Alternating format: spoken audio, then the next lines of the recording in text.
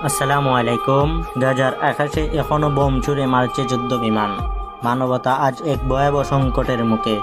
এখানে বেঁচে থাকা মানেই প্রতিদিন মৃত্যুকে জয় করা। 2 মার্চ 2025 থেকে শুরু হয় ইসরায়েলি সামরিক অবরোধ। বন্ধ হয়ে যায় খাবার, পানি, ঔষধ ও জ্বালানি প্রবেশ। কোটি মানুষের জীবনে নামে অন্ধকার। গাজায় খাবারের দাম বেড়েছে 1400% পর্যন্ত। ক্ষুধা এখানে এখন প্রতিদিনের সঙ্গী। 66,000 শিশু তীব্র অপুষ্টিতে ভুগছে। এখনো পর্যন্ত কমপক্ষে 100 শিশু ক্ষুধায় মারা গেছে। গত 3 সপ্তাহে মারা গেছে 85 শিশু ও 42 জন প্রাপ্তবয়স্ক শুধুমাত্র খাবারের অভাবে। খাদ্যর জন্য পথে নেমে গুলিতে প্রাণ হারিয়েছে 875 জন। আরও 48 জন মারা গেছে গড়িয়ে গড়িয়ে এক ফুটে খাবার পানি না পেয়ে। সাহায্য নিতে গিয়েও মৃত্যুর ভয়। ত্রাণ বিতরণেও নেই শান্তি। গুলিবর্ষণ, আকাশপথে নিষেধাজ্ঞা। যাদের জন্য খাবার আনা হয় তারাই পৌঁছাতে পারে না সেই খাবারের কাছে।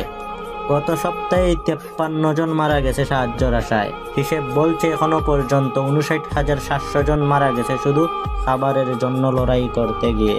গাজায় এখনো 90% পানির লাইন অচল, বিদ্যুৎ নেই, হাসপাতাল বন্ধ।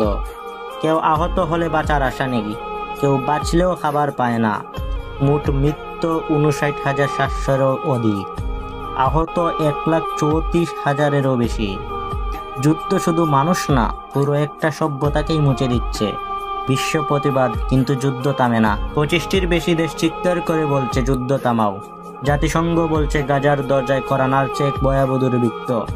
কিন্তু তবু আকাশে জ্বলছে আগুন, মাটিতে জমছে রক্ত। আর মুসলিম বিশ্ব, তারা এখনো নীরব দর্শক।